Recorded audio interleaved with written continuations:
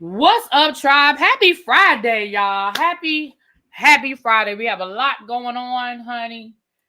As you guys can see, we have a response. I didn't even have time to make the thumbnail. I said, let me hurry up and get in here and get it out and get because I know I want to get out of El Teddy's way. And I still gotta watch Traders so we can do our Traders review tonight. So we got a lot going on. But listen, make sure you get your Black Girl vitamins. All right, use discount code ReallyBTV. Get over there. They got a little bit of everything for everybody. And if you're not a black girl, you know one. So go on and get them something. Pick them up a little something, okay? You need some energy. You want something for your metabolism. You want something for digestion, cholesterol. Baby, they got it. Go over there and check it out, okay? And listen, take your discount code with you. Take your discount code with you so you can save you some money, all right? And thank you to everybody that has already, as always, those of you that have already supported me, I appreciate that as always. Okay, y'all, I literally just walked in the door, okay?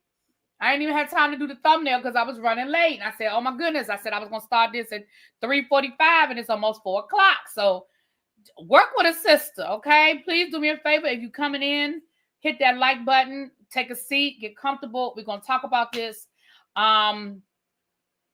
And if you are so inclined, we are still raising money for the American Red Cross to go to the victims of the fires out in LA. So our goal today is $60. Our goal today is $60. If you feel it in your spirit to make a donation of $60, we're trying to get to $1,500 all together, but we want to stay on a good pace. So $60 is our goal for today. Okay.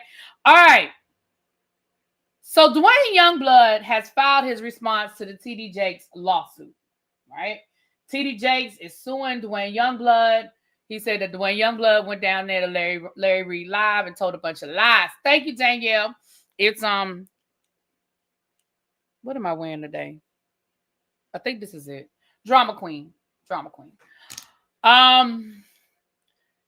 He said that he felt like that Youngblood was telling lies on him, so he filed this lawsuit for defamation. He said that Youngblood tried to extort $6 million out of him, and he said it was all a scam set up by Todd, aka Larry Reid, to come to us with the bull hockey. Right? That is what he's saying. So Dwayne Youngblood filed an anti-slap. And we've gone over what an anti-slap is, but to make a long story short, anti-slap is laws that exist in certain states to try to stop people from filing frivolous lawsuits. If your lawsuit is dismissed or a judge feels like you have violated the anti-slap, you're entitled to, well, some cases not entitled, you will get your lawyer's fees and the case gets thrown out, okay? Y'all, I'm giving y'all the short version of this so we can get to the response. We're not going to rehash everything every time, okay? This lawsuit going to probably be going on for a minute. We can't go through everything. You got to go back and watch I'm going to have to create a TD Jakes playlist so people can go back and find the videos easily, just like I had to do with Diddy because there was so many dang Diddy videos, okay? So we're going to do a TD Jakes playlist. I have to set that up, okay? Now, I'm going to essentially tell you what Dwayne Youngblood did. If you guys remember that Dwayne Youngblood said in his letter to the judge, because it was a little bit more than the actual letter, but in his letter to the judge, Dwayne Youngblood said, listen, I don't have an attorney right now. I need a little bit more time. However, I will provide certain things to this court to support what I'm saying and to show that this isn't something I just made up a couple of months ago with Larry Reid to try to bring Bishop Jakes down, right? This is something that has been going on. So in his response today, essentially, that is what he did. So we're going to read through, and y'all going to have to bear with me because the writing is small. Shout out to Ty East and St. James who have already read through this, and baby, they stumbled, but not because they can't read, because this writing is so dang small. So I'm going to try to make it bigger. And even when you try to make it bigger, okay, see, I see why they was having problems. Okay, let me try to make it bigger. Hold on,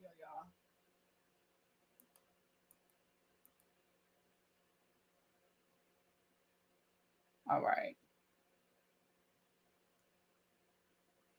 Hold on, y'all. Let me get to the good stuff. Because I know all y'all care about is the good stuff. So hold on. Let me get to the good stuff. It's 22 pages. So let me get to the good stuff. That's all y'all want. That's all y'all want.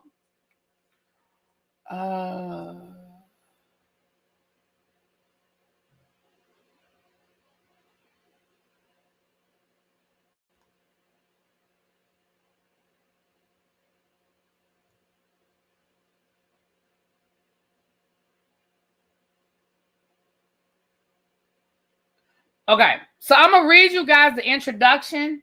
I'm gonna read you guys a little bit of information from the introduction, and then we're gonna go to the exhibits, because the exhibits are what y'all care about. Okay, a lot of this stuff we know already, child. We ain't about to sit here and go through the whole biography of TD Jakes and Youngblood and all that.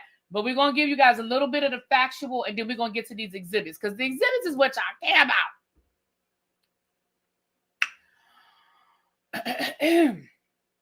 Okay.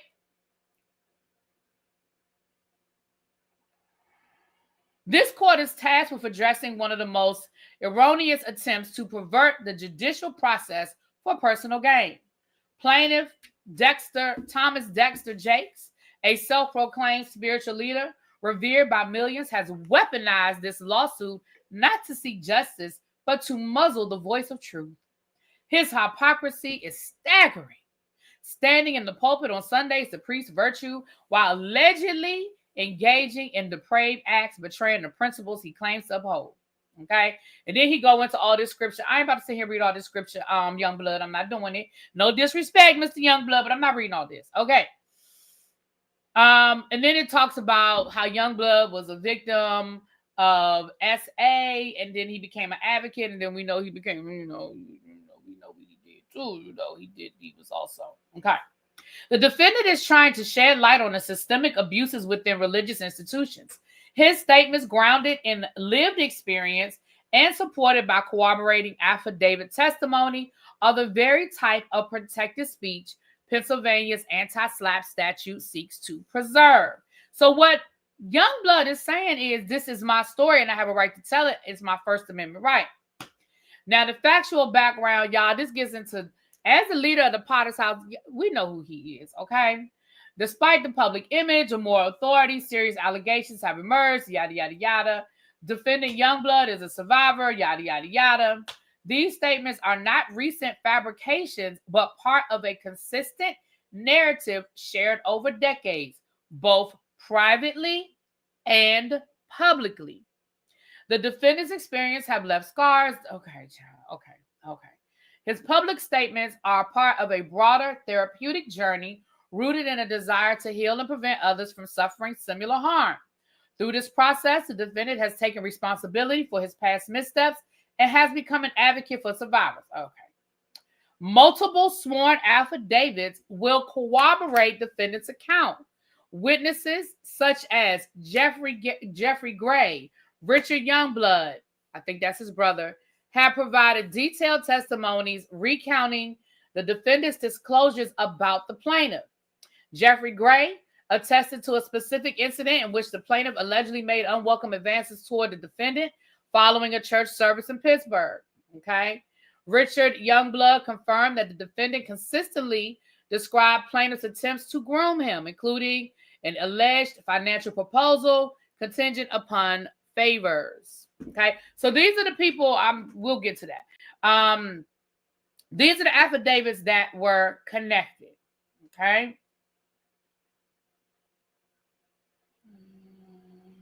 Child, it goes into the RICO. It goes into Diddy and the RICO. Child, we are not gonna bring Diddy into this. He goes into the connected. Okay. Hold on.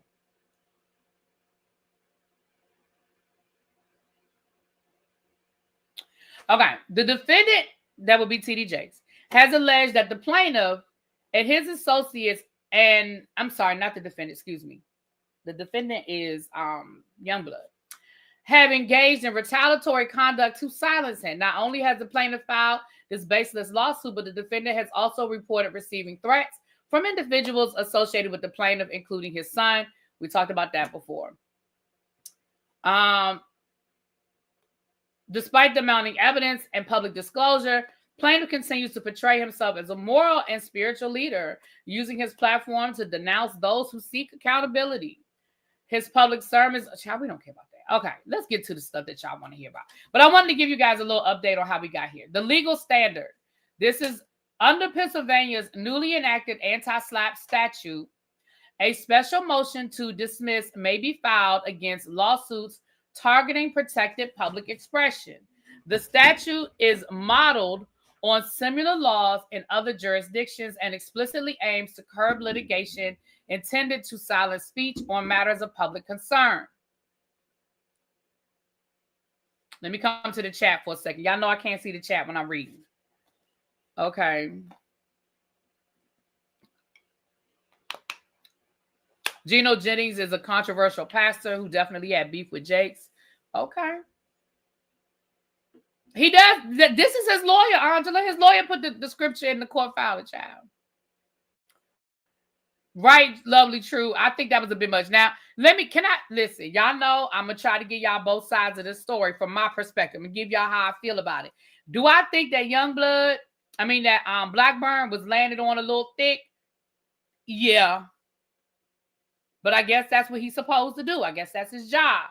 But I do think he was landed on a little thick. But I guess that's what he's supposed to do. Okay. Let's get to these affidavits, because honestly, that's what y'all want to hear. The anti-SLAPP. So I told you guys what the anti-SLAPP is. Okay. All right, let's scroll down to these affidavits. Hold on.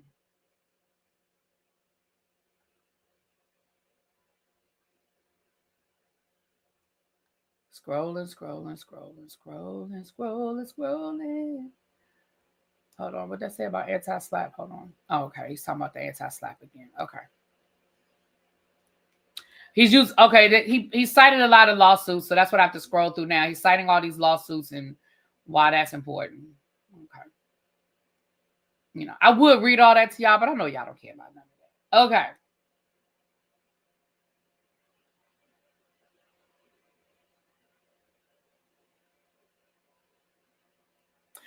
All right, so this first affidavit it's a sworn affidavit This is the sworn affidavit of Dwayne Youngblood. So Dwayne Youngblood is the person that TD Jakes is suing. This is his sworn affidavit. I'm going to read it to y'all. Dwayne Youngblood, being duly sworn, deposed, and state under penalty of perjury as follows. I am the defendant in the above captioned case and submit this affidavit in further support of my anti-SLAPP motion. When I was 9 years old, my life took a dark turn as I began to experience abuse. I shared these painful experiences publicly during an interview on October the 28th of 2024 on Larry Reed Live. I revealed personal truths that I've carried for decades, recounting my journeys of trauma and healing. I began the interview by dedicating nearly an hour to discussing my own history of abusing others, including my arrests, convictions, and time in prison for my actions. I did so with the intent to take accountability and to demonstrate my commitment to transparency in telling my story. As a child, I lived in a household where my own father abused my sister. This abuse continued for over 5 years, from the time I was 9 until around 14. Growing up in this environment was deeply confusing and traumatic. At the age of 12, I entered a singing competition and I won. That summer, while traveling with Christine McCaskill, I was abused on 3 separate occasions. These incidents compounded the trauma I was already enduring. At 16, I encountered further abuse. Our church's head bishop, Quander Wilson, invited me to his home in Columbus, Ohio. After preaching at our church in Homestead, Pennsylvania, he showed me to a room at the end of a hall with a large bed and a big TV. Later that night, he came into the room, undressed, and got into bed. I was shocked and frightened. When I stirred, he pretended to be praying for me, but his actions had already crossed clear boundaries. As I grew older, I crossed paths with other prominent church figures. I met Bishop T.D. Jakes during one of his visits to Pittsburgh. Hold on.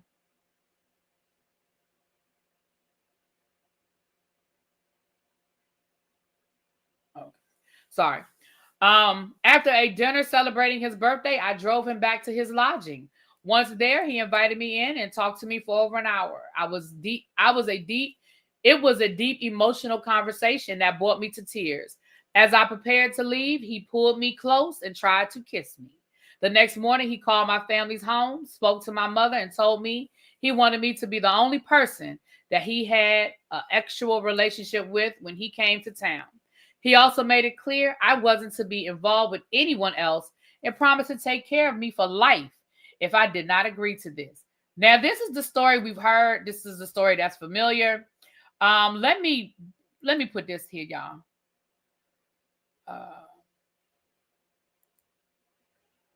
And let me hold on. Let me edit my tracker. Hold on.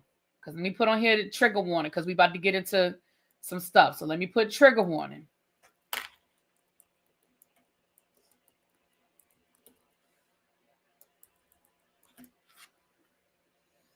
Okay. Because I can't keep coming back and forth. But please know that, y'all know what this is. Y'all know what this is. All right. Hello, the bar is open. We have caramel apple whiskey Manhattan, a white peach martini, a double long out. I'll take that whiskey Manhattan. That sounds good. Okay. All right. Moving right along.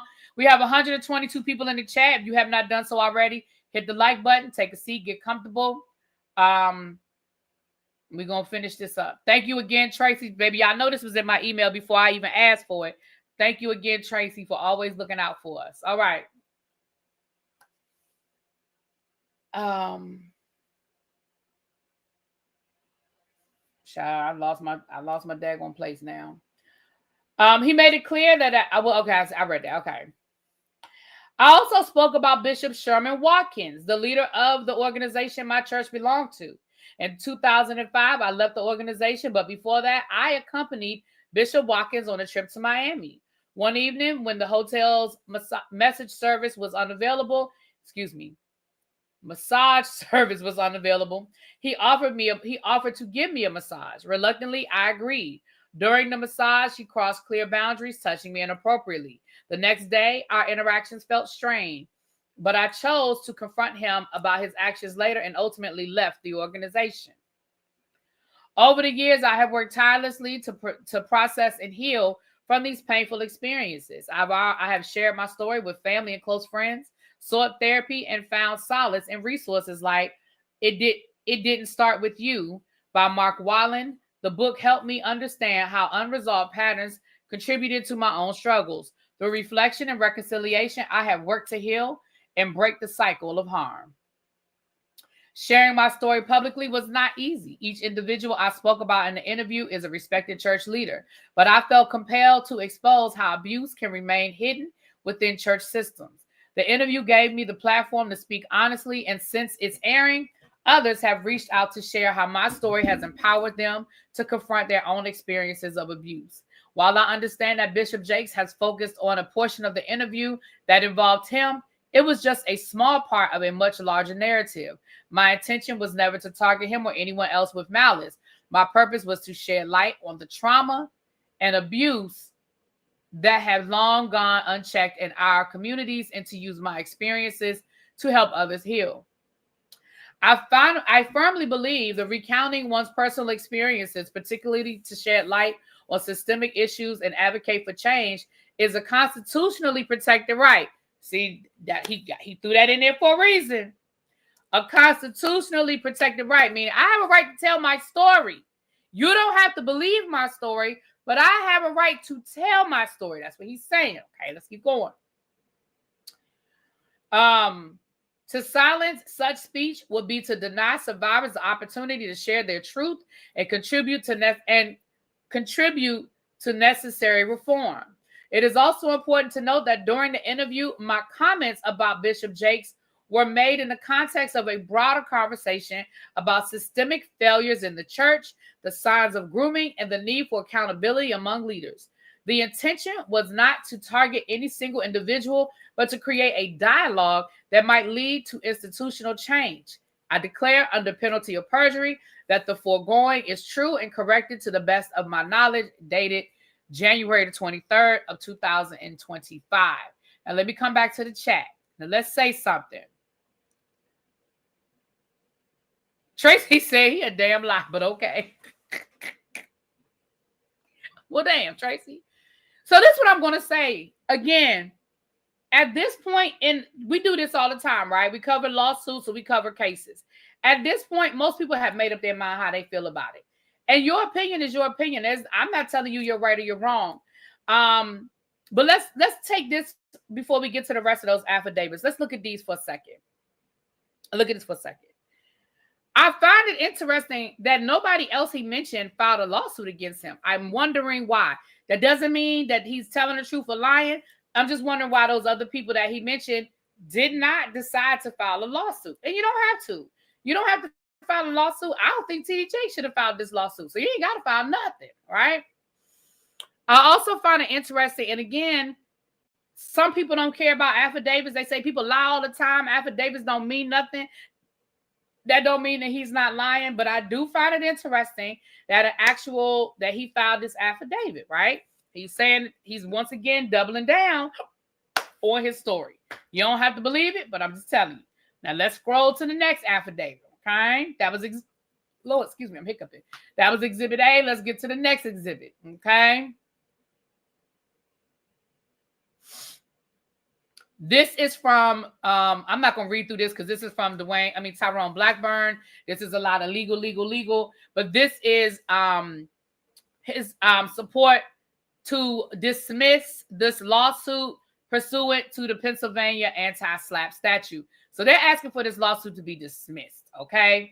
And again, it goes through all of the affidavits. All of the exhibits. Child, they got exhibits A through T. T as in Tom. A through T as in Tom. I'm going to say it one more time for the people in the back. They have exhibits A through T as in Tom.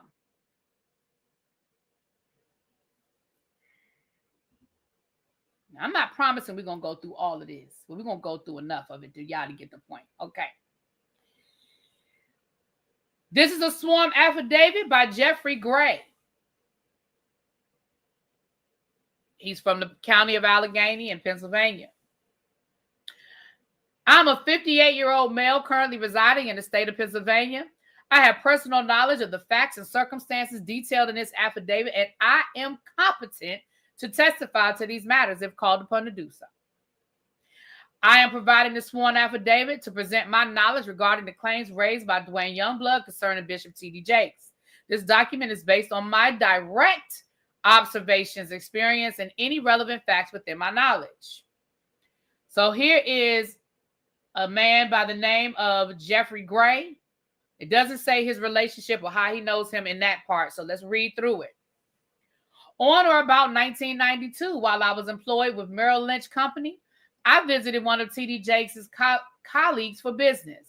The situation turned questionable as gay advances were made towards me during the meeting by a male bishop. So he's saying, okay, I declined the advances and quickly left the premises because I knew Dwayne Youngblood was familiar with this clergyman. I shared my experience. Wait a minute, what? Hold on. I'm sorry. Let me go back. On or about 1992, while I was employed with Merrill Lynch Company, I visited one of T.D. Jakes' colleagues for business. The situation turned questionable as gay advances were made towards me during the meeting by a male bishop. I declined the advances and quickly left the premises because I knew Dwayne Youngblood was familiar with this clergyman. I shared my experience with Dwayne, and that was when Dwayne shared his experience concerning T.D. Jakes with me. This is what I recall concerning Dwayne's experience. He shared with me that as a young man, he was serving as a concierge to evangelist T.D. Jakes, while T.D. Jakes was preaching a revival in Pittsburgh, Pennsylvania. He shared their protocol for the hospitality concierge was to accompany the visiting minister to the revival, political dinners and gatherings before and after the revival's service, and to be generally available to assist the visiting minister for small errands, communications, and transportation. Dwayne shared that one night after a church service, he transported T.D. Jakes to one of the host homes where the minister was taking shelter. Dwayne said, as he was leaving the home, T.D. Jakes, a law...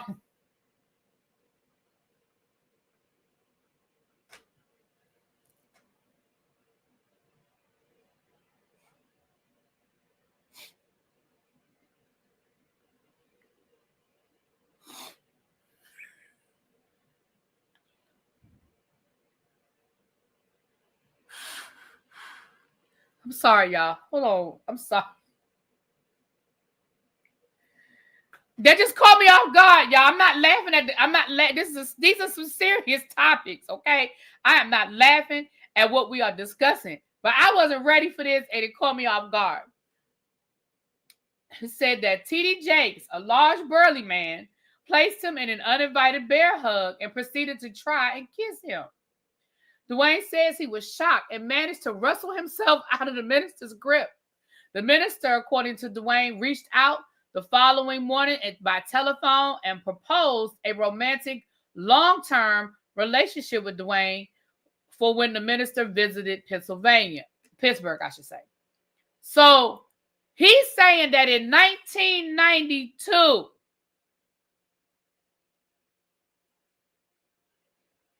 I'm sorry, I didn't mean to laugh. It caught me, the large burly caught me off guard. I'm sorry, I wasn't ready. That's why I don't read these beforehand. Y'all be getting my real response. Y'all really get my real reaction to this stuff. That was a genuine reaction. He's saying that in 1992, this man told him this story. Now, y'all know how old I am. Child, I was graduating high school in 1992. So you mean to tell me that Dwayne Youngblood been telling this story for 30 years? That don't make it true. That just make him consistent.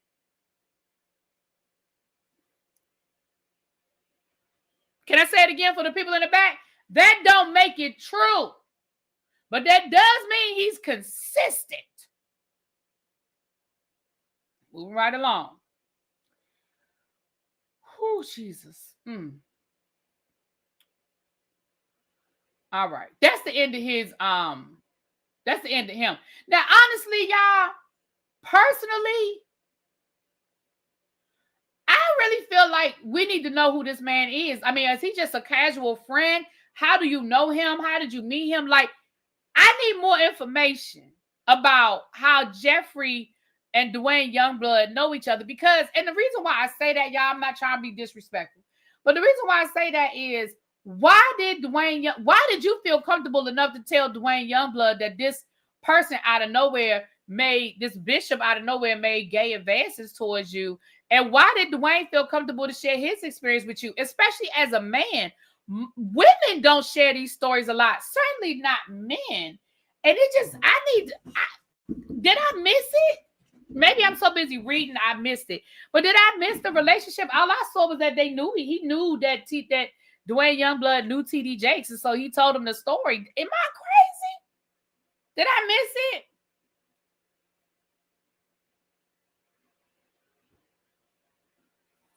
I couldn't tell the same story without trying to press charges at some point. I will say those clergy folk running packs, and I know from experience, all I can picture is put you to bed scene from the game when dude pushed up on Malik. You know what? Moving right along. All right. This next affidavit is coming from Richard Youngblood. Now we know that's his brother. So Richard Youngblood is his brother. That we know. Okay. Richard Youngblood says, I'm a 62-year-old male currently residing in the state of Georgia, county of Gwinnett. I have personal knowledge of the facts and okay, it's going to be the same thing. Let's read through. Now, remember, if I remember correctly, and y'all, somebody in the chat, if I'm telling a lie, keep me honest. I believe that Richard Youngblood was the one, remember a couple of weeks ago? What'd I just do? Dang it. Girl, what you just do? I didn't mean to do what I just did. My bad, y'all. Can y'all still see and hear me? Because I just did something over here. I messed up my situation. Oh, shoot. Hold on, y'all. Give me a second. Because it's going to get on my nerves. Hold on. Let me open up this tab. No, I just have to do it this way. I just have to do it this way because it's going to get on my nerves. Hold on. What did I just do?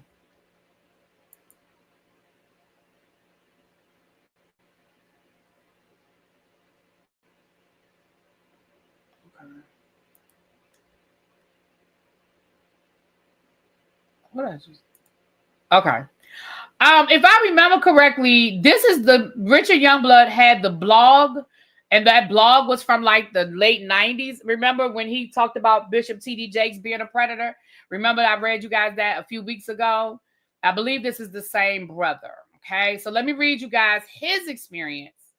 So it says, personal interaction with Dwayne Youngblood concerning T.D. Jakes. In the fall of 1990, I spoke with Dwayne Youngblood on the phone about a personal matter between Elder T.D. Jakes and I. After sharing with him what had happened to me, he began to tell me of an interaction he had had with Jakes. He told me that he had gone over to the home of Sister Giles to visit with Elder Jakes. After speaking with him about his life and some of his findings that he had gone in on, or some of the things he had gone in on, Dwayne said he noticed that he was getting late and had to leave.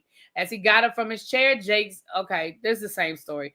Jakes met him and tried to kiss him. He expressed how awkward, stunned, and uncomfortable it made him feel. He then shared that he had received a call from Elder Jakes the following day. This call sounded as though Jakes was taking a bath when he proposed to take care of Dwayne financially if he had, as he asked with him when he was in Pittsburgh for preaching engagements. We both expressed how absolutely astonished we were concerning our experience with Elder Jakes over the years. Since we have discussed this matter several other times, we've reflected on our past.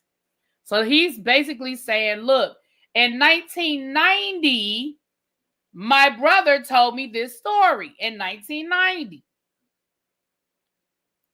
But there's more. Hold on. Am I still here? Okay. But wait, there's more. He goes on to say, hold on, y'all. See, I'm going to have to keep toggling back and forth. I may just... So he goes on to talk about his personal experience with T.D. Jakes. So this says, on or about the spring of 1986,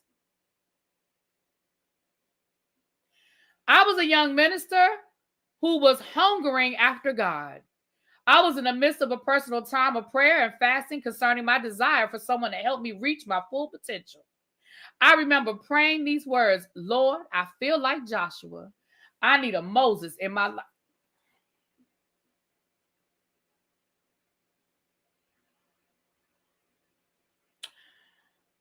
It was at this point that my father tells me about Elder T.D. Jakes, who was the guest speaker at the Refuge Temple Church in Penn Hills, Pennsylvania. The pastor at the time was Elder Rawling. This week-long event began every night around 8 p.m. I decided to attend to see if what my father had said was true. You mean a revival? Ain't that what a revival is? They meet every night at the same time and they pray and stuff. Ain't that a revival? Why you couldn't just say it was a revival? To our amazement, he was absolutely correct. In my opinion,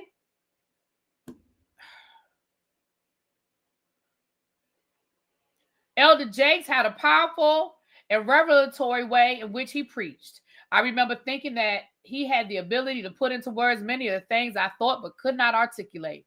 I attended each night being encouraged both by his preaching style and his perspective on the scriptures. On one of the nights of his revival, Jakes mentioned that he would be heading home to West Virginia for the weekend, but will be returning to Pittsburgh at another church the following week. Following one of the services that week, I asked Elder Jakes if I could drive him to his church in West Virginia, since he was returning the following week. To my shock, he said yes. So you decided to drive that man to West Virginia and stay for the week till he came back to Pittsburgh? Okay. That Sunday, we went to a town called Smithers, where the Temple of Faith resided. Elder Jakes told me that it was a former theater that had been condemned. They purchased it and were renovating it. The church service that Sunday was another phenomenal experience. The following day, we headed back to Pittsburgh for his second week of service. On the drive back, Elder Jakes said to me, Brother Youngblood, I've got some good brothers at my church, but in many ways, I feel like Moses looking for a job.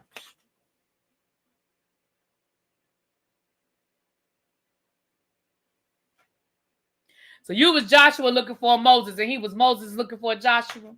Okay. This statement sounded like a direct answer to the prayer I had prayed just days ago. Yeah, I'm scrolling down because this is no, I guess I gotta read it, child. Okay.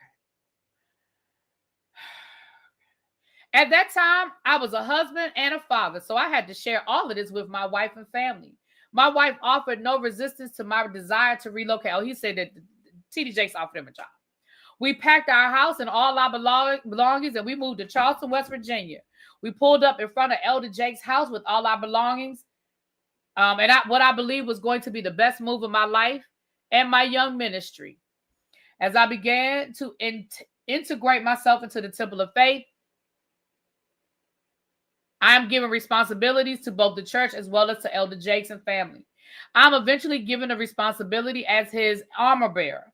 In a position, I assisted him with a variety of things, such as driving, carrying the items he needed for preaching, traveling with him as my schedule allowed to the other cities, as well as being available throughout the day if he needed my assistance in some matter.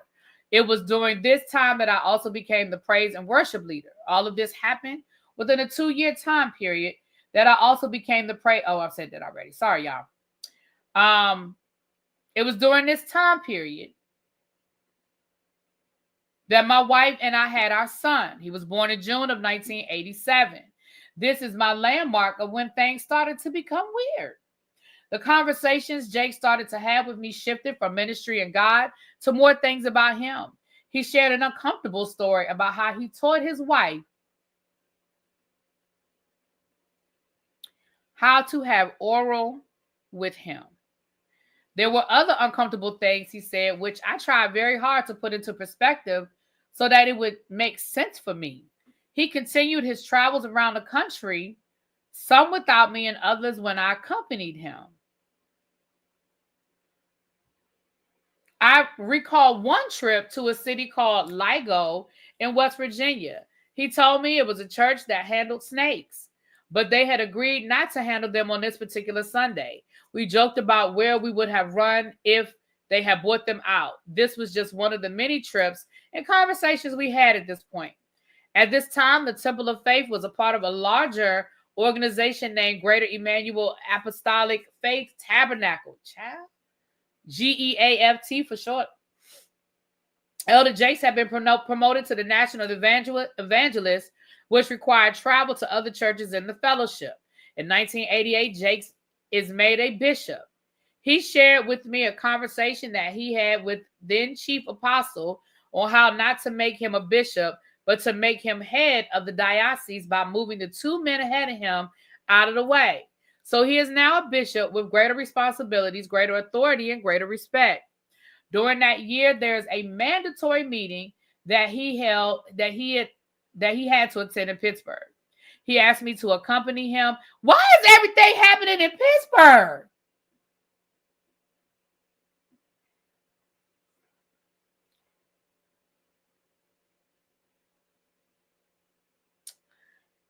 He decided that we would head there a day early, which meant we had to get a hotel for the night. We stopped at what I believe was an Econo Lodge in Westover, West Virginia. He secured a room with 2 beds in it, and we went into the room for the night. That night, while I was laying in my bed, I felt Elder Jakes climb into the bed. He pressed his body against mine and asked, "Youngblood, do you feel that?" He was referring to his erection that he was pressing against my backside. I got up out of bed in complete shock as he also got up from the opposite side and met me. He grabbed me by my arms and pulled me to him and started trying to kiss me. At this point, I cannot believe what is happening. I had moved my family, following this man around the country, and in this hotel, I am being introduced to what amounted to a groomer. I thought about everything he had said or done, and now I started looking at the plot. I was somehow able to make it through the night with no further interaction along that line, but the following day, we continued our trip to Pittsburgh. No. I need more to that story. Sir, I need more to that story. Not because I'm trying to be salacious, but you're going to have to explain to me. You are going to have to explain to me, sir, how this man was so bold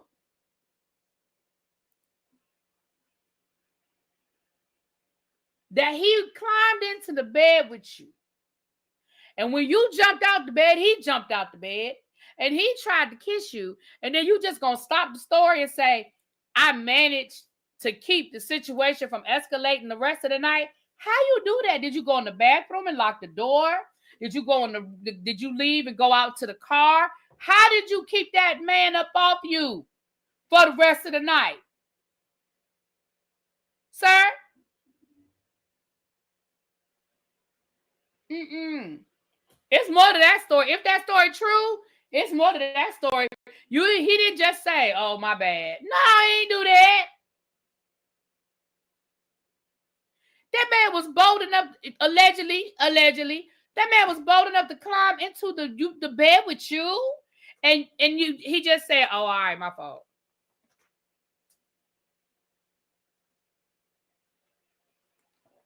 Again, I'm not saying whether the story is true or not. I'm saying it's more to the story.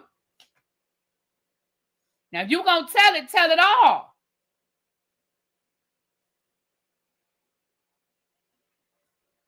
Let's finish now. That ain't the end of the affidavit, but sheesh. All right. Hold on. Let me finish what he said, because that ain't the end of his affidavit. Okay.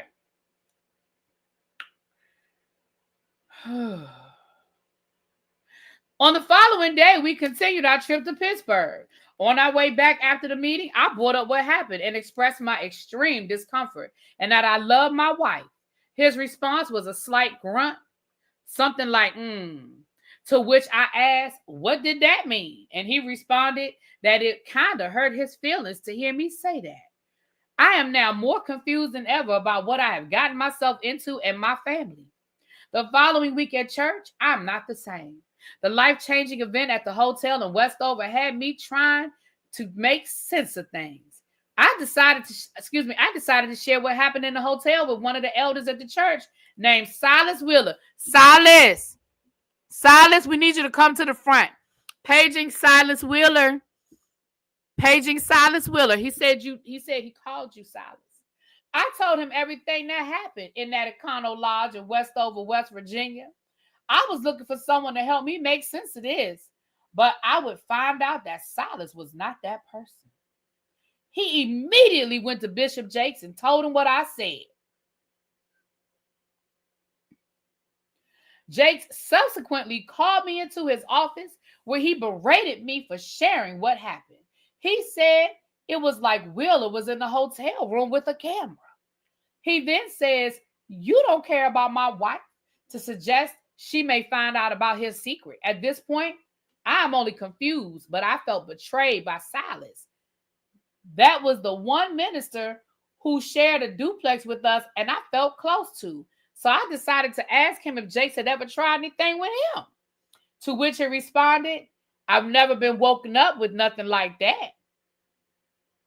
This began the internal conversation within me concerning what I must have done to Jakes to make him think I was gay. Eventually, he told me that I could no longer attend his church. He called my wife, told her that I was a liar and to beware of me, and also that even though I was no longer allowed to attend the church, she could. I called him after being told this from my wife and shared some choice words. So he cussed him out. He called T.D. Jakes and cussed him out, allegedly, according to this. From that day until recent years, I have had mental and spiritual anguish, and I was left to bear such a burden as to the secret of Jakes' sexuality and the way in which I found out. It's been 39 years of my life. My now ex-wife and our children, products of a broken home and our faith, crushed to pieces, all because I simply wanted someone to help me become my best self. I was totally and completely deceived by Thomas Dexter Jakes.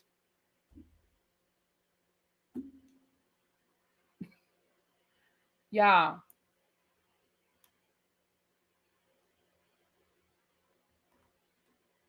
Hold on. Because I done scrolled too far. Hold on.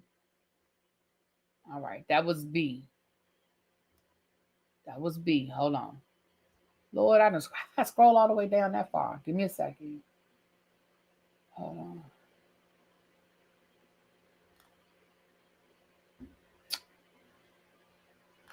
Give me a second, y'all. I was scrolling and I went too far down. Give me a second. Okay. All right.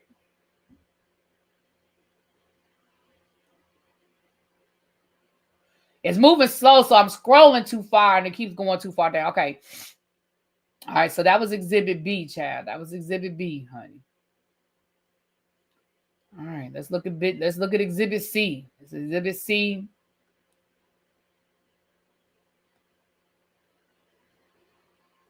Okay. This is just a receipt of the messenger service because he lived in Georgia, so he had to mail it to Pennsylvania. So that's Exhibit C, child. We don't care nothing about your receipt. That's his receipt. Okay. So now we have another sworn affidavit by Daniel Spalding.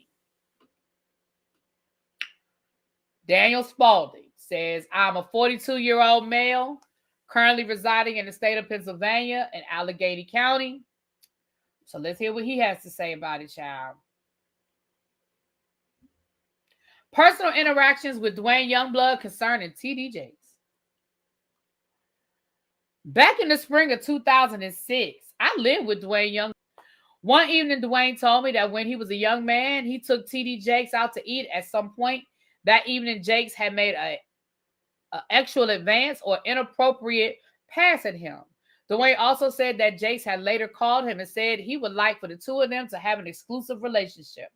These experiences have shaped my understanding and perspective on the claims raised by Youngblood. That was just a short list. All he's saying is, look, the man, we was living together.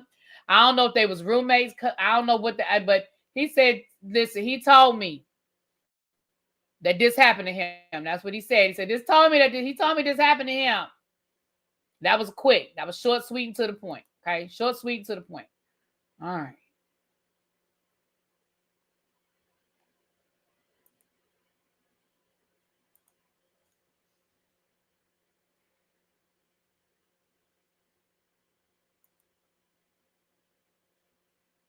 I need to know when Dwayne knew. Child.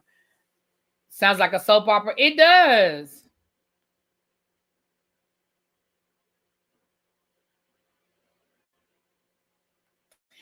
Ray said, fix it, Jesus. All right, y'all. We ain't going to read. Listen, we'll read a few more. I think y'all get the gist of what's happening here, okay? We'll read a few more, okay? Hold on. This is Cat. No, that's the notary. That's the notary. Never mind. That's the notary, child. Let's read the next one. All right. Exhibit D, child. We in Exhibit D. Let's see what Exhibit D say.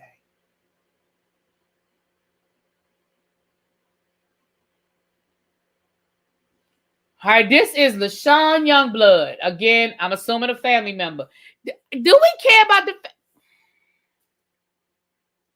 I'm not saying that it don't make it true, but when it's your family members, you know it take a little something away. She basically saying that Dwayne told her the story, child. She said that Dwayne told her the story. That we got that. We got that. Exhibit E. Okay, what's this? Oh, that's the Notary Republic receipt. Okay. Then we have Landon Claiborne. Let's see what Landon talking about. Here's a short too, y'all. Landon said that in 2020, I began reconnecting with Dwayne and going out to lunch, a few dinners. On one of our times out, he began to tell me the story of his life and what happened along the way.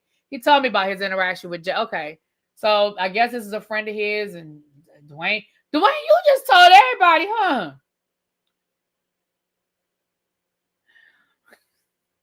It's not funny, y'all, but Dwayne, you just told everything.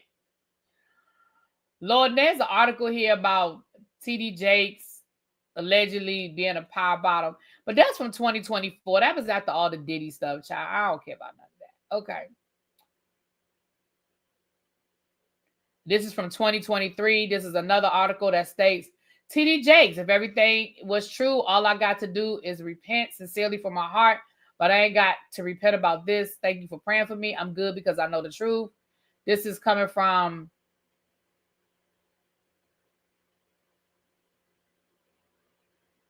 Child, is another article after Diddy. Child, I don't care about this. Let's keep going. I think this might be it, y'all. I think the rest of these are like articles and stuff like that. I'm gonna scroll for a few more. All right, exhibit I. Child, we down to the eyes. All right, Jermaine Jakes. Okay, we've seen that before. That's where allegedly TD Jakes' son threatened him. Lord, he got his medical record where he was diagnosed with PTSD. Child, I don't care. All right, let's keep going. All right, there's another article. Child.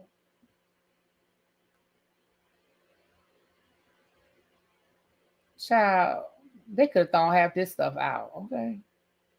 Exhibit L. All of these are articles about Diddy, him at the Diddy party. See, this is why Youngblood, this is why people be talking about you. All right, we don't care about that. All right, move right along.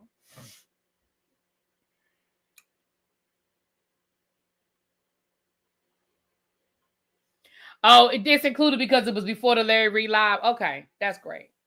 So that was what was filed in response. Now, I do have one more thing to share with you, and then I'm gonna give y'all my 2 cents, and we're gonna get out of here, okay? It's 161 of y'all in here. If you haven't done so already, hit the like button. Y'all know what to do. Like button, subscribe. We are still raising money for the American Red Cross. If you want to make a donation, $5, $10, $20, hit the little heart at the bottom of the screen. And the donation, 100% of the donation goes to the American Red Cross to help the victims of the fires out in LA. Trying to raise $100 today. Did I say $100? What did I say today? Let's make it 100. Let's see what we can do. Okay. There was another, I believe TD Jakes filed something else. Hold on. TD Jakes filed today, or his attorney. I know he ain't filed it. His attorney has filed a request to dismiss.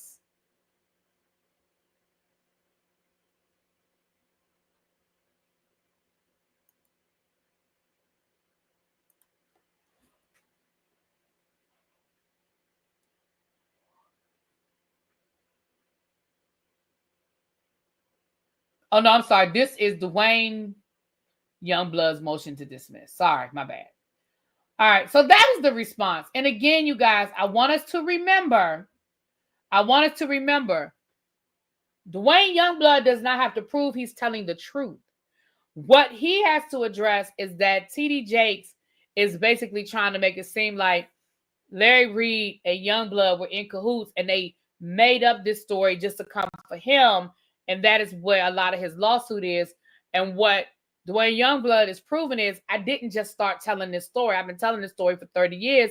It just so happens that I'm finally went to a platform where maybe more than 20 people was going to hear me tell it. Okay. Mr. Youngblood, you still didn't tell us the book, though. Remember you had said that you put it in one of your books. Sir, we still want to know the book you put it in prior to 2023. 2024. So he didn't tell his wife till he was in jail. Who? Youngblood? Maybe I skipped past that, Ray. I didn't see nothing about nobody talking about telling their wife. I must have skipped past that. But never told them. You know what else ain't in here? Dwayne, remember when you had said before, you said that you was going to be able to show where you made a formal complaint to the bishop people? I don't see that either, sir. And I'm not, maybe you holding something, maybe you keeping 2 in the chamber. I don't know. Maybe you like, I can't give it all to you right now. Maybe I can't give it all to you right now.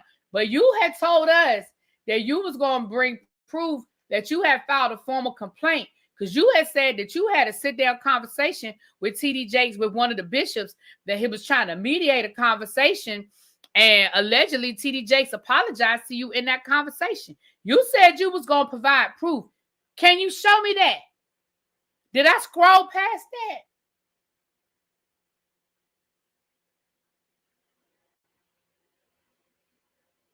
Because I don't think I scrolled past that. Because I feel like I read everything. If I'm wrong, tell me I'm wrong. Did Thais find it when he was doing it? Did St. James read that? LaShawn is the wife. Okay, hold on. I skipped the wife. Go. Okay. You're right. I did skip LaShawn. Hold on. Hold on, y'all. Let me go back to the wife. Let me go back to the wife. They said I need to go back to the wife. They said, really, B, you skipped her. You're right. I did. Hold on. Let me go back to the wife. Hold on.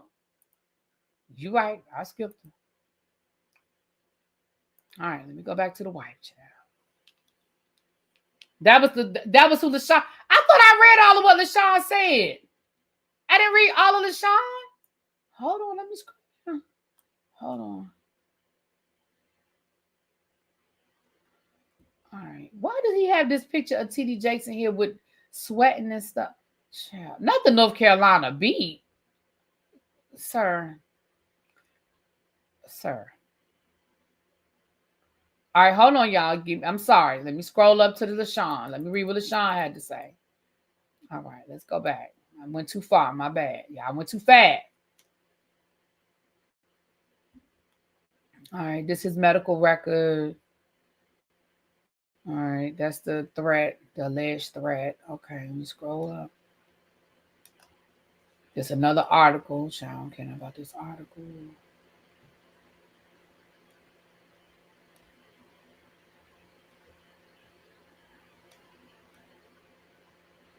Another article. Hold on. I'm scrolling, y'all. I'm scrolling. I'm trying to get there. Is this LaShawn? Hold on. This might be LaShawn. No, that's Mr. Claiborne. All right, let me scroll back up. LaShawn. I thought I read LaShawn. I guess I didn't.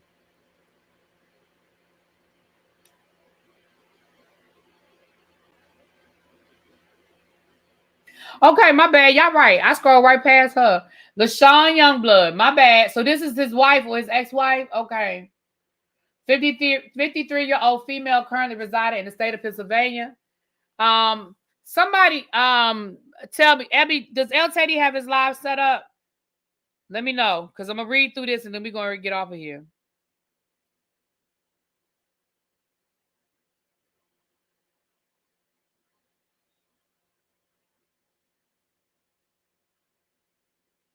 All right, let me read it. Personal interaction with Dwayne Youngblood concerning TD Jakes.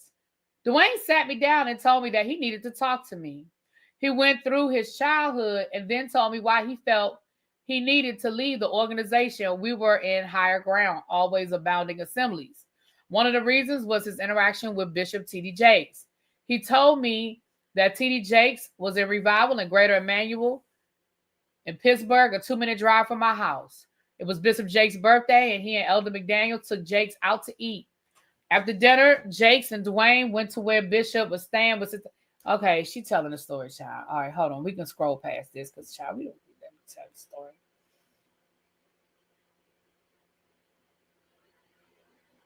Needed to take his mother's car home. We heard this on Larry Reed. Dwayne told me he didn't know how he got out of there, but he did and cried on his way home.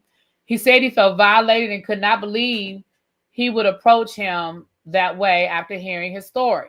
I asked Dwayne if he had told anyone. He said no. He did tell me the next day that Bishop Jakes called his house and his mother answered the telephone and told him, yeah. Okay.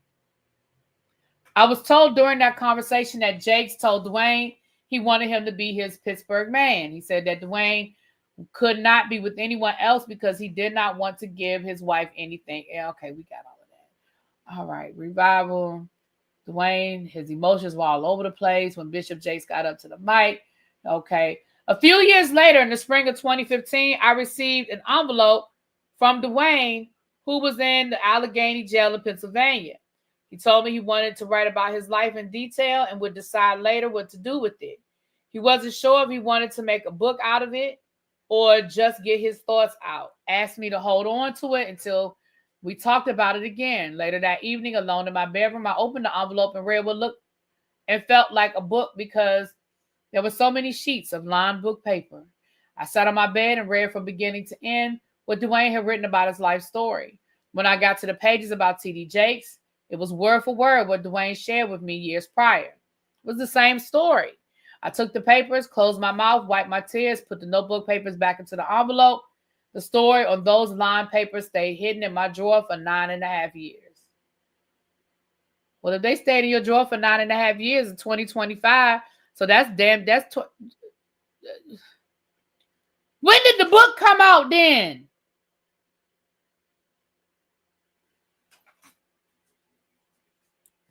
I can do the math. 2015 plus 10, that's 2025.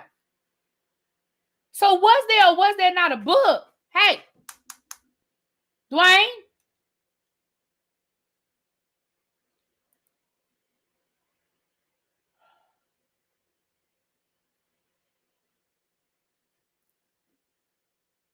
But Ray said he wrote the book before he went to prison. Right, but I thought he had put the book out. Like, I thought this was a published book. And don't get me wrong, I understand it, but maybe that was my misunderstanding.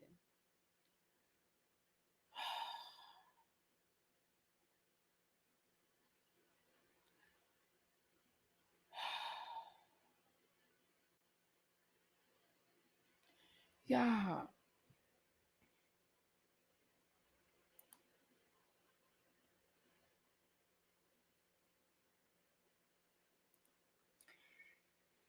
Yeah.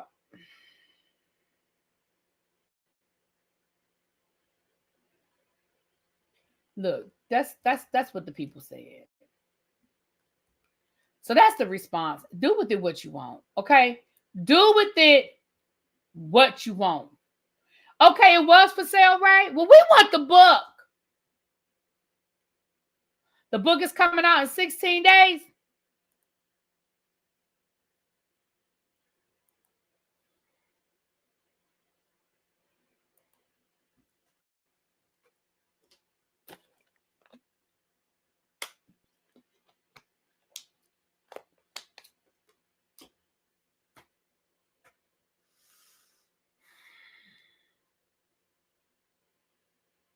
Now, again, I need to remind the class before we are dismissed.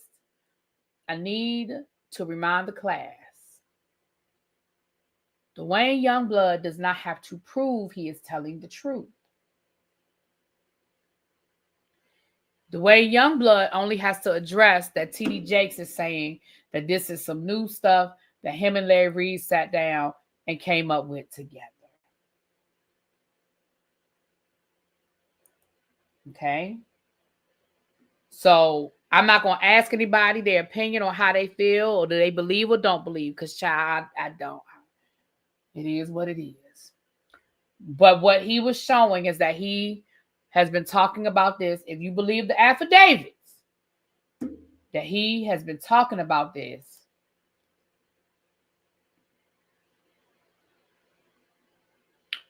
since 1990.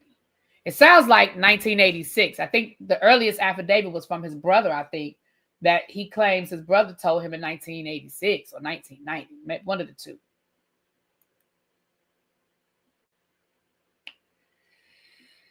All right, y'all. Well, we about to head over to El Teddy's house. Thank y'all for being here. Please hit the like button on your way out if you have not done so already.